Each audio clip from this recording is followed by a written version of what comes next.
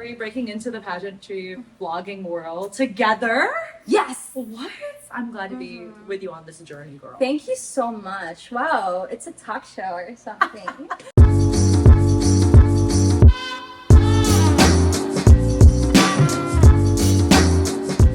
Over here, I have the beautiful Kali Navea-Huff.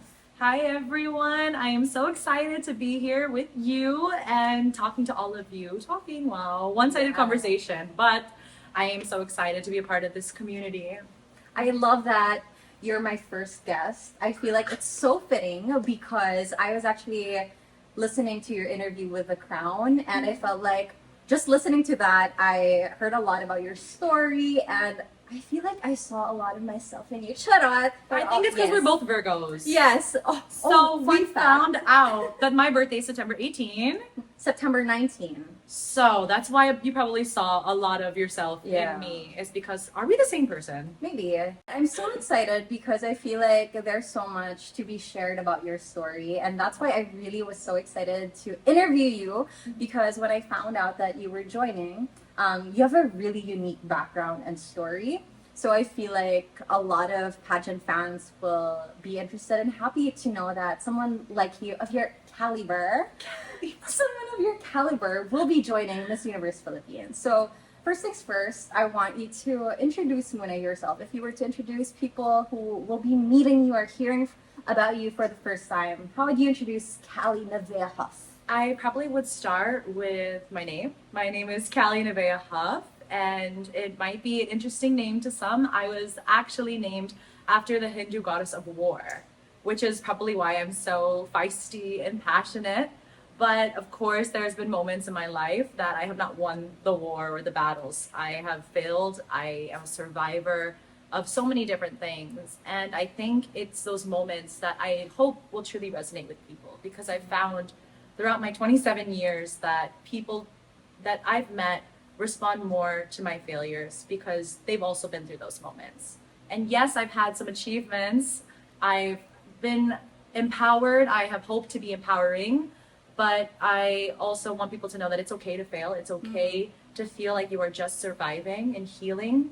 And that's really what I want to share in my journey and with all of you. I love that you said how failure is what resonates with people most, because I feel like with pageantry, perfection is put on such a high pedestal, but what's really inspiring and more impactful is progress. Yeah. And I think it's so nice to be seeing you here and Thank you. sharing your story. And I just want to add on to that, because I've seen how people, I have been in the pageantry world for the past 3 years. Yes. And so I have seen how people put the queens on a pedestal and expect and actually demand perfection from them at times, which they want out of their representative. They want them to be at their absolute best. And we love that passion from the fans, of course, but it's also dehumanizing them, really. And it's failing to recognize that you cannot be perfect and represent Filipinos, because Filipinos themselves are not perfect. Our country itself is not perfect. We're still learning, we're still growing as a country, as a people.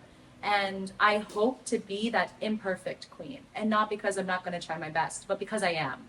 And because I'm trying my best, I will fail, and I will fall, and I will continue to do so. But each and every time I'll get back up and do it all over again.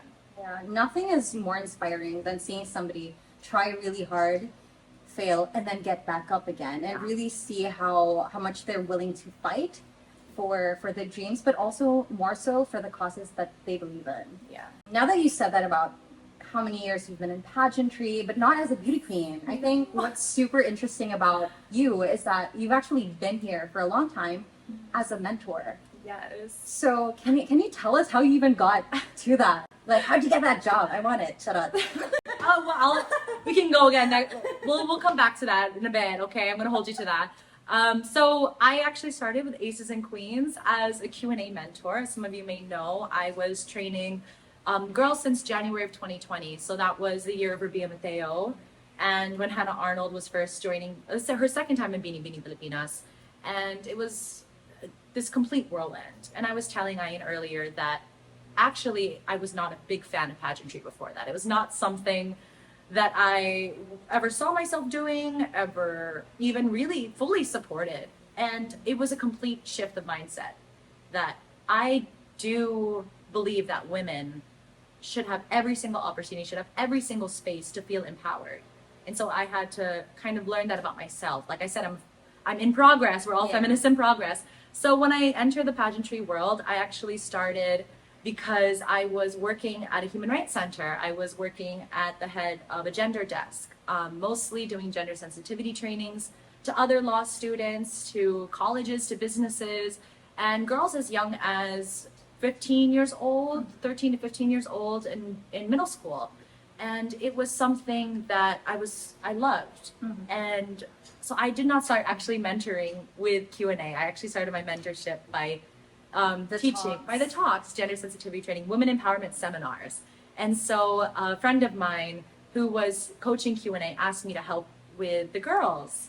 And so from there, I did a few sessions and I just asked, please, can I stay on? Because I love this so much. I'm loving talking to the girls about not just women empowerment, but everything that they were passionate about, everything that they wanted to share to the universe, the world, the international, every pageant that they were part of. And yeah, that's how I got into it. Just a bit of a whirlwind, and I'm still here, I guess.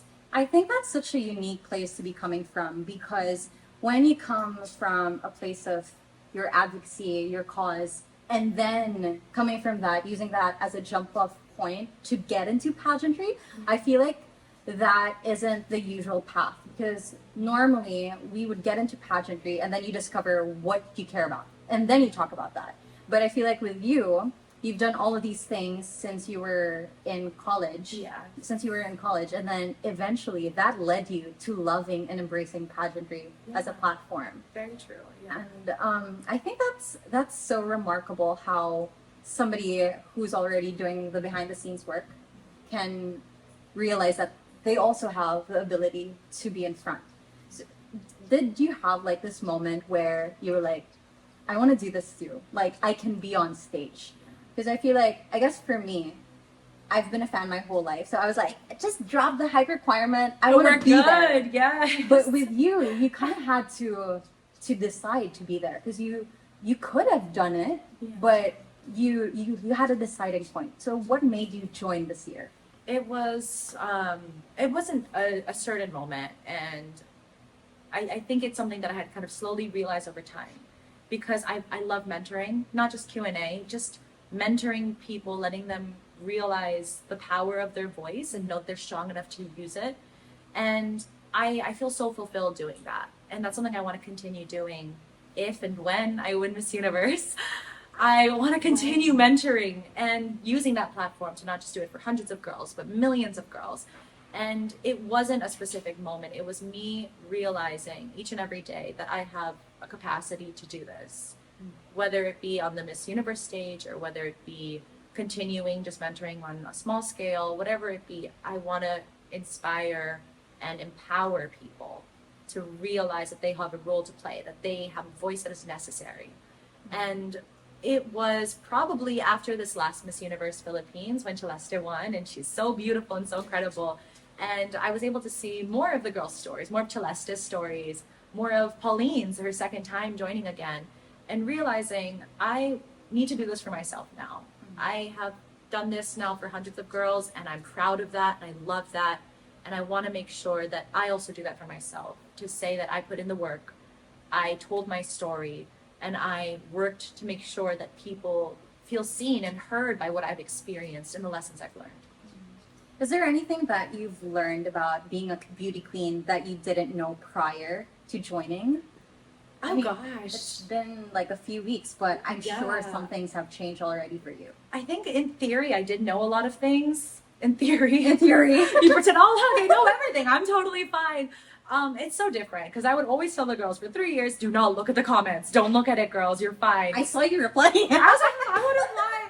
And, I want to take in that constructive criticism. I want to make sure that if I do win, when I win, claiming it, manifesting, when I win, that I did everything I could to let people know that I'm working for them, because this is a job.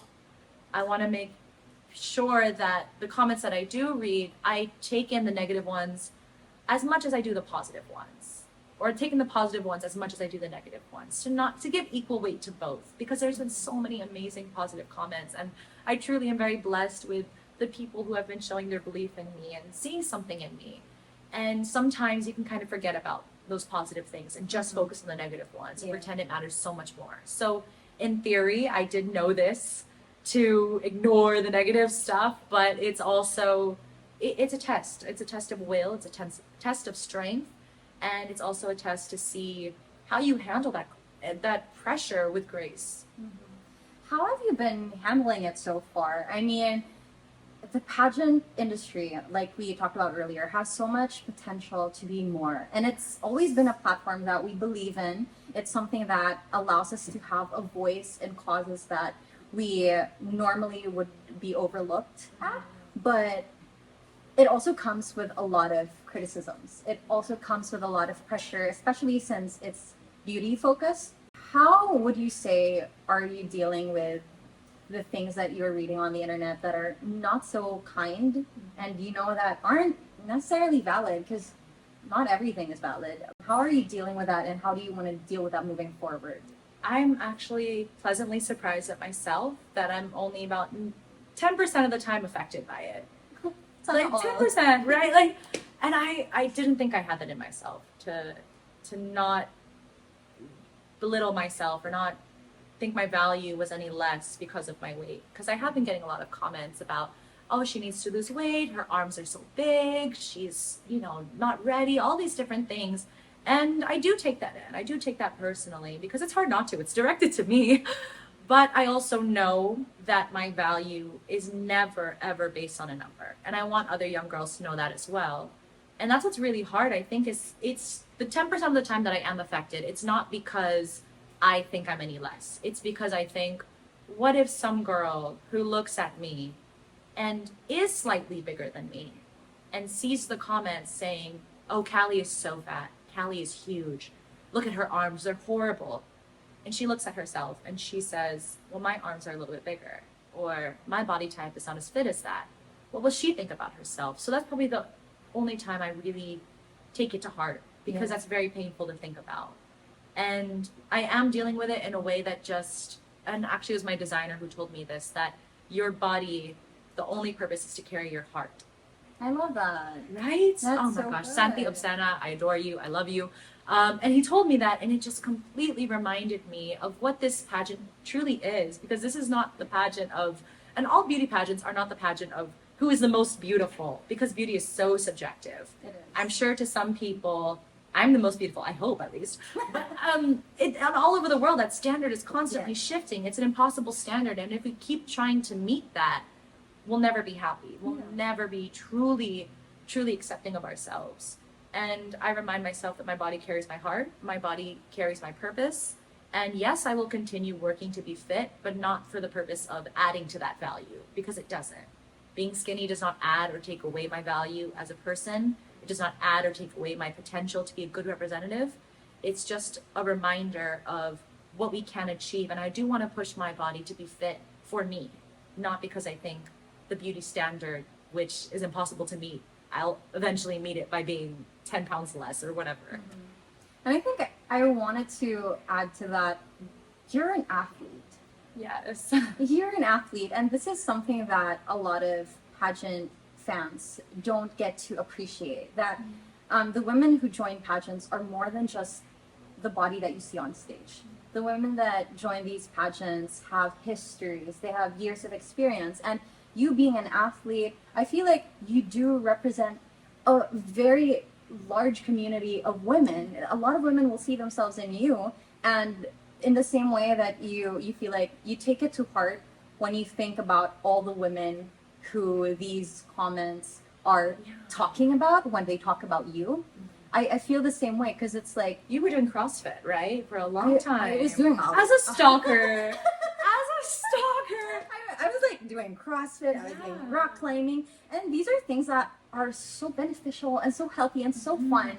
But sometimes we tend to really limit the girls to like what they look like on screen. But we're just so much more than that. And I feel like what you said was really empowering, because it reminded me of why I was so affected. Because I feel like if you think a common looking Pinay, or maybe not so typical beauty queen Pinay, is not good enough to be Miss Universe, Yeah. then what are you saying about everyone who looks like us? Exactly, Like, yes. there's so many people, There's right? so many, and you and I standing here, it's sometimes disheartening that we have become the face for some people of body positivity Yeah. because we're not big. That there's nothing wrong with being bigger, absolutely nothing. But the fact that you and I have become that image of, oh, they're the bigger girls. It's just I feel like there is a lack of diversity still, even when we're Yes. all We are trying so progressing. hard. We are progressing, and I'm loving the shift, especially this last year that pageantry has had. Yes, for sure. But we still have a long way to go. And if I am, and if you and I are pictures of body positivity to even one person, that's fantastic. But it's also important to know that we are not the, the beautiful big girls in society. And we are not the only ones too. And we're not. There's just so much space for so many people to shine. And that's one of the things that I also appreciated about your interview with the stalker. I was listening to it a while ago while I was putting on my makeup, and I was really learning so much. I loved what you said about how you joining the pageant as a former mentor, as somebody who's a kuda era, you might be like very excellent in what you do, but that doesn't take away from anyone else who is also joining. Like, absolutely not. Yeah, and I said this in the Crown interview. I'll say it again. Them, the other girls shining their light in Q&A and communications does not dim mine because I have my experience. They have their experience, and that's why. And I was telling her this earlier. I find it so funny when people say, "Oh, you're going to be amazing in Q&A. You're going to do great. You're going to do it." There's still that pressure, of course. I hope I do well. But it doesn't necessarily mean that because I have that experience that I'll be quote unquote the best, because my experience is so different and it might resonate with the judges, but it might not. The experience of beautiful, wonderful girls like Liza, Sam, Michelle, whoever it may be, they have their own separate experience. And it's just about who resonates with people and whose story is told in a way that can impact people. That can reach out beyond gender, beyond age, beyond socioeconomic status, whatever it may be. You can resonate with them and you see that yourself in them, because that's truly what we want in a representative.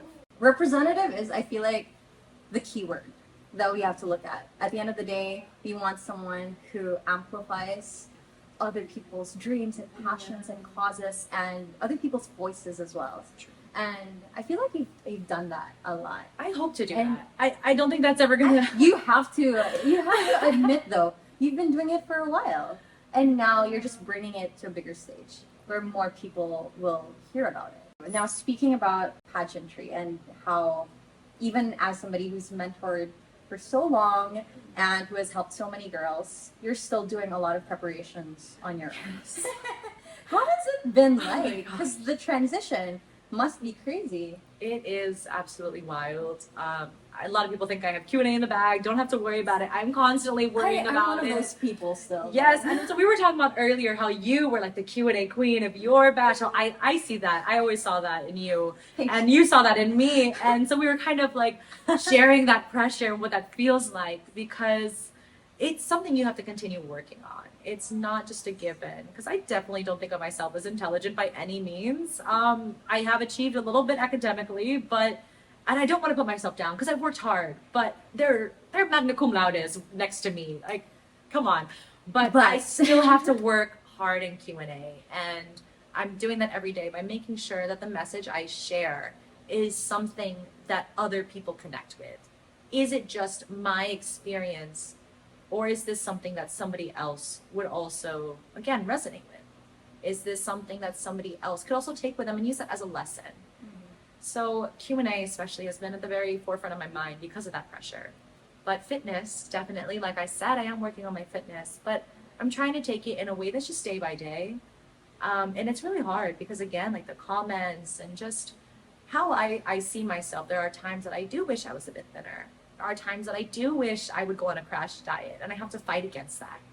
Fight against that feeling, because it's not natural for women, I think, to love themselves wholeheartedly. It's hard. It's difficult. It's a full-time job. It is, and it's not like you wake up one day like, oh, I love myself. Like, no, you're gonna have horrible days, and that's okay.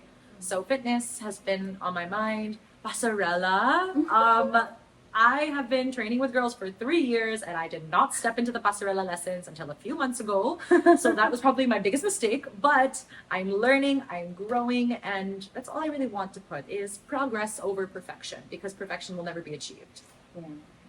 I'm so excited to see you on the runway because I mean, I know you're gonna slay it in Q&A, even though there is no 100% assurance. But for me, it's like 99. I'll accept the 99. 99.9%, like the bacteria. 99%. Okay, Miss Lysol. Okay, let's go, Brams. Baka naman, charot. But so pasarela training, interviews, styling. Styling is something that I feel like is getting a lot more attention now because of all the social media postings. Is that something that you're also like working on, or how do you deal with those things? I feel like you're doing so much already, but that's also a big part of It is a massive pageantry. part, yeah, and I don't think a lot of people realize that how much thought and time goes into every single outfit. How many people I have to go through to be like, hi, can I borrow a shirt? Can I borrow pants? Can I borrow shoes? Can I borrow this? Can I borrow that? And then putting it all together and just mixing and matching and sending it, hey, is this outfit okay? Because I'm not naturally good at that. I've never been fashionable, contrary to popular belief.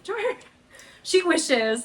No, but I've never been fashionable. I've tried many times, have failed many times, but it is, I don't know. Parang hindi naman. But styling, my goal is to never be ashamed of my body. I love that. Thank you. That just really resonates with me because I'm like, I'm so And that's why actually during the final screening, the outfit I chose that many people were like, that's not great for your body, was very like a crop top here, a skirt, a lot of Abs ka nga sleeves. eh. I had my body showing, my boobs showing, my arms showing, and because I just wanted to show I'm not ashamed of my body. And I want to continue to carry that with me through this journey, even as the comments get more and more harsh.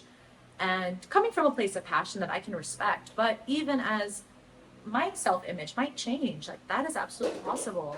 But I want to make sure I'm never ashamed of who I am in my body, in my styling, and in how I treat myself, really.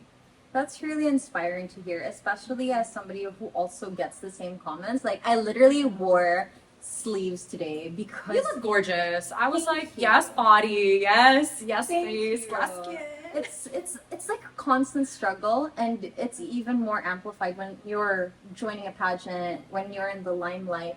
But I feel like you're handling it so well, and I hope you continue on that path because it really radiates like how like the confidence that you have. I feel like it really radiates. But I also don't want to pretend like I'm 100% fine. Yeah. Because I think if I always say, no, I'm 100% confident in my body all the time, people, they won't be able to kind of not just connect with that, but also, am I It's supposed to be not- doing that too? Am I yeah. supposed to be always happy, always confident? Like, no, I woke up this morning, I saw my role, and I was like, why did I have wings last night? Like, I still have those moments. And then I have to remind myself, like, Callie, you deserve chicken wings. You're fine.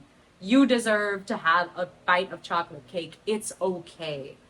You have to continue, because that idea of radical self-love, the reason why it's radical is because as women, we are constantly policing our bodies. We are constantly being told that we are not enough, whether it's through advertisements, through friends and family. And it is a deviation from the norm, and that's why I say it's radical self-love. I love that. And I think it's also the self-awareness that I will work as hard as I can to love myself, my body, but at the same time, if I have days when I can't, Yeah, I'm human. it'd be like that. It'd be Yeah. like that sometimes. That's what it is. That's how life is. I really appreciate that kind of honesty and authenticity, and being able to share that so openly. I think one of the things that we don't get to celebrate as often is vulnerability, and just being able to like, not my fault, I'm sorry, Yeah. but I'm still showing up and I'm trying. I agree. And again, like we were talking about earlier, we often put people on pedestals. And again, that just really dehumanizes them, because now we're saying, as queens, your job is to look down and say, I will help you all. But we can't have that idea. As queens, you are supposed to be representative of the people. You're supposed to be representing what the Filipino person is. And how can you do that if you're standing above them? You have to also bring yourself down. Also know it's important to show your failures, to show your vulnerability, and to remind them that you are imperfect. To humanize yourself as well as to let them see that this is not an impossible goal to reach to be a queen. Anyone can do it. You just have to believe in yourself and also know that you're worthy in your mistakes and in your achievements as well. I think it's so powerful, the thought of, like, just for me visually, like, a queen doesn't have to stand above other people in order to represent them. And I think what's even more empowering is that when you come from exactly where other people are coming from, you understand it better. I want to stitch that to your advocacy because stalker, awareness on gender-based violence. Yes. And that's a very heavy cause to be carrying, a topic to be talking about.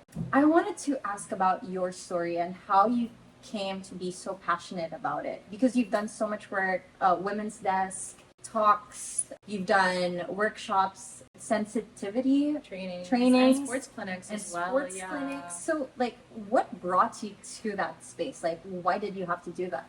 Well, I will talk my personal story in a bit, but kind of getting into this the sphere of football.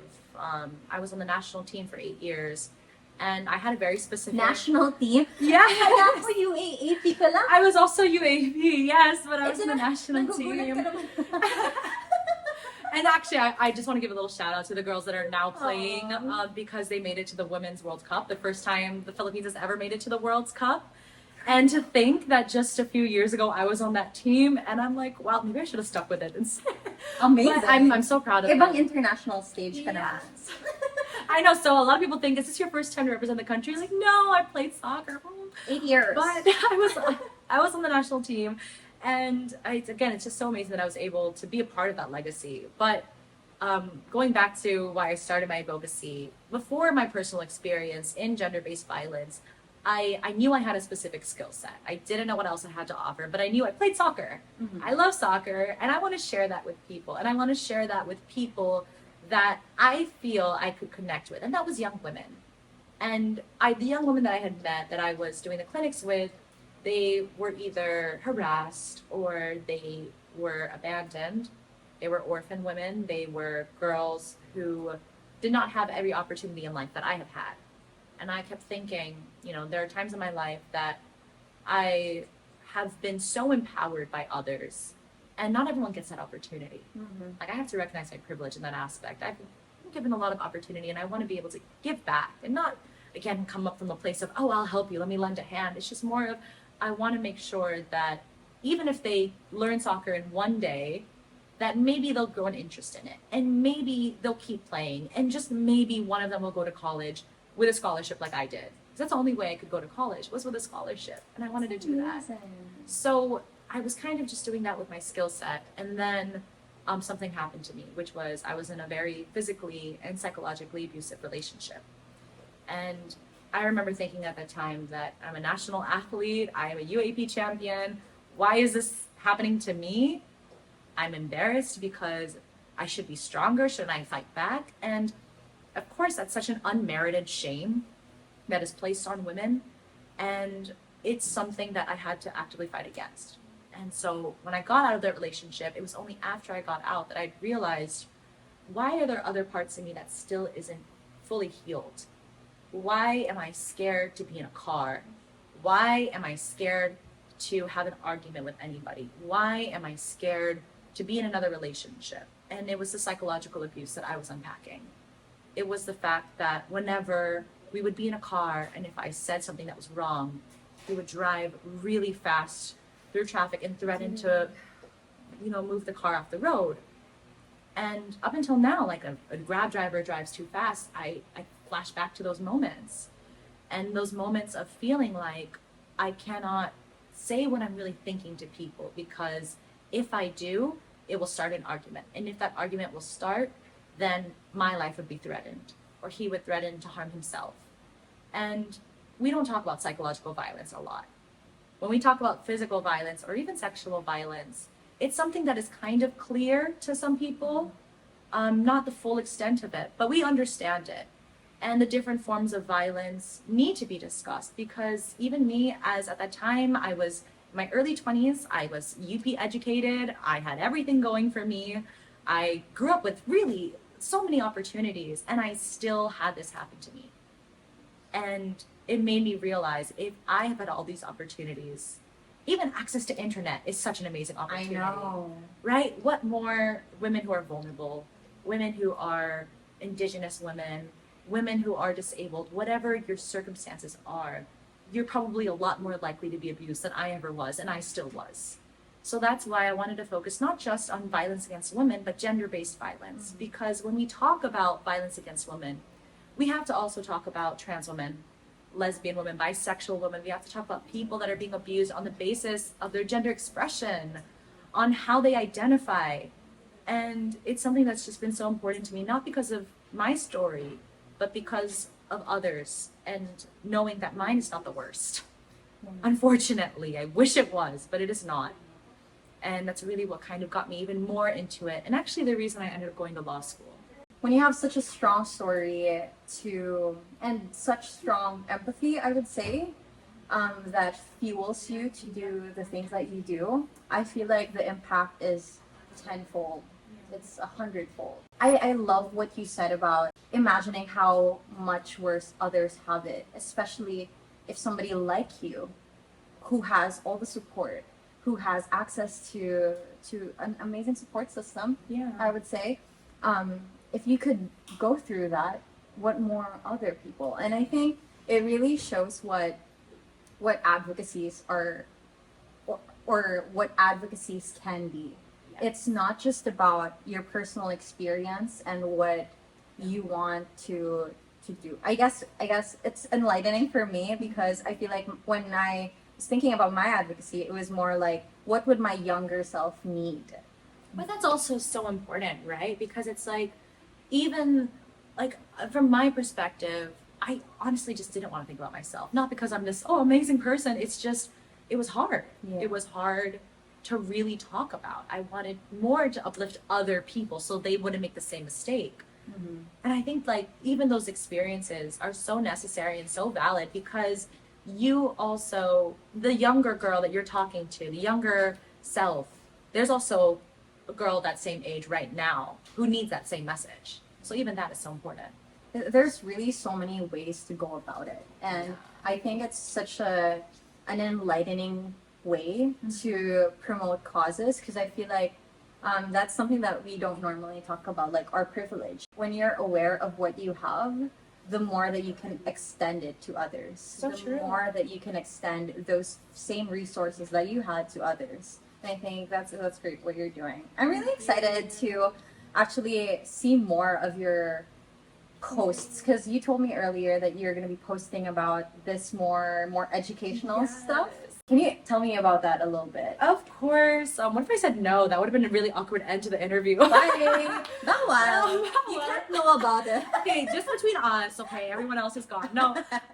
So since Women's Month is coming up, and I'm so happy Women's Month, everybody. I'm so excited that I'm actually in the middle of my pageant journey and Women's Month, because I think it's such a good opportunity to talk not just about my advocacy, but to share the stories of other women. And so I'm going to be releasing small videos lang, mga 1 minute lang, throughout the Women's Month to talk about, yes, my story, but also the different forms of violence.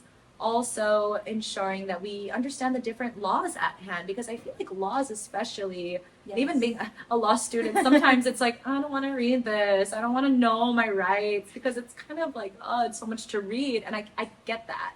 So the applicable laws for women, for people with diverse SOGIs, and I want to make sure that that information is accessible, it's easily understood, it's something that people feel that they resonate with, but also what can they do to help.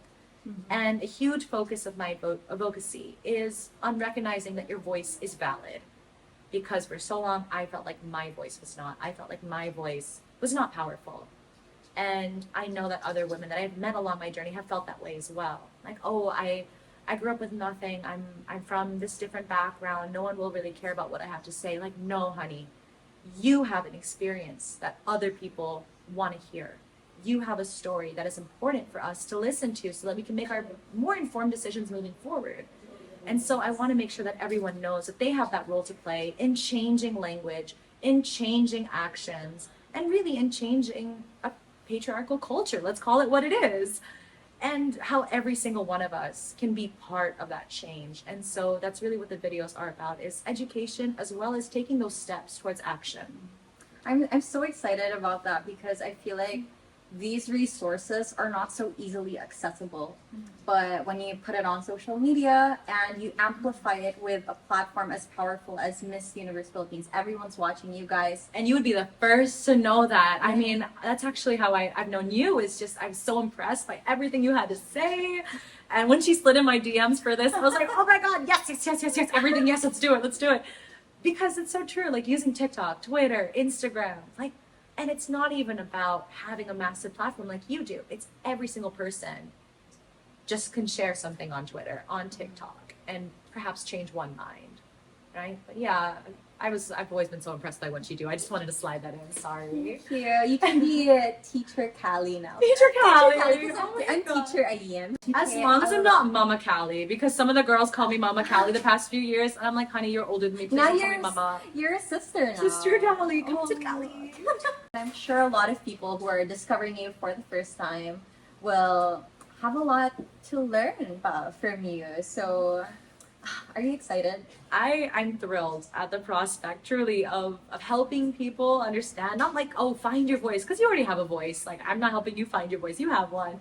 But potentially helping them discover how powerful it can be. It's so exciting. I But, feel like yeah. just existing in the pageant is already like a big help to find other people's voices. Because like, just being able to try, like you said, like try and be a work in progress on this large stage, for this big crown.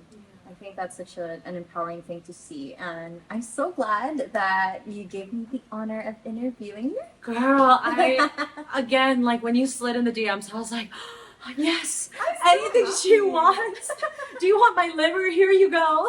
DMI next year. Okay, we'll see. Probably time. maybe a little bit drinks later, and then we'll see if you need one tomorrow. No, but it's my honor. Thank you so much for having me. I guess last question, or maybe just something to leave the audience with. Is there any message you'd like to say to baby Kali, or maybe anybody? What is this, out RuPaul? For Yeah. Kali? Oh my gosh! Oh no! What would you say to your younger self? I would probably want to give baby Kali and other people that might have been in that position the message that you are worthy of love. Because as a child, I really felt that unless I was perfect, unless I was doing everything right, that I did not deserve love, that I wasn't doing good. I played chess as a kid, and I felt like every time I lost a game, that it was something shameful. Every time I played soccer and I lost a game, it was something horrible. It was bringing shame to me and my potential. And I want to tell baby Kali and whoever else really resonates with this is you are worthy of love when you fail. You are worthy of love when you succeed. And you are especially worthy of love when you're just trying. Because it is that effort that you put forth every single day and growing and learning that you get to who you want, where you want to be, who and where you want to be. I am not yet there. I am the woman that I really wanted to be yesterday. I'm the woman now that I wanted to be 10 years ago. But tomorrow I hope to learn more. I hope to grow more. And every day as I learn, I make mistakes, everything. I'm so worthy of love and of being proud of myself. Thank you so much for the wonderful interview and for chatting with me. I wish you the best for your bid to the crown. I can't wait to see you on stage and really show the universe. If you're the host again backstage, I'll just give you like a Baka naman, Miss Universe. let's go. This is actually not about me. This is actually Audition. But anyway, thank you so much for sharing your story, your advocacy, your experiences with all of us today. And I hope I see you the day of the competition. And I hope you do well. Thank you. Thank you guys so much for Bye, watching. guys. Bye. See you.